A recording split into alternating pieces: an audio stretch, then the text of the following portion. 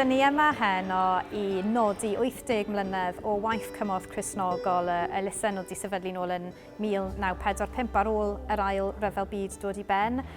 Ni yma yn tabernacl ar yr Eis yng Nghaerdydd a di dod at ein gilydd gyda cefnogwyr, gwirfoddolwyr, arweinwyr eglwysig, cynrychiolwyr o mudiadau ni'n cydweithio gyda yng Nghymru. A hefyd yng nghwmni ni heno yw bwrdd ymddiriedolwyr a cyfarwyddwyr y mudiad yn fyd-eang. The work of Christian aid gets no less urgent as time goes on. I've often said in a way, it's a pity we're celebrating the 80th anniversary. Problems that could have been solved with poverty, displacement, violence, deprivation. We have had the resources in the wealthier world to solve these, and we're not doing it.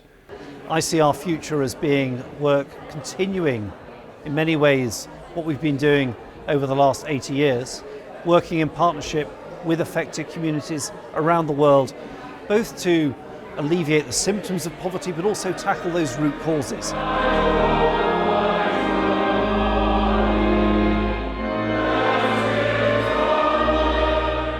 Felly heno i ceisio dod at ein gilydd i gofio'r hanes, ond hefyd i gael ysbrydoliaeth a cymhelliad i parhau yn y gwaith. Mae angen yr anogaeth yna ar dod at ei gilydd.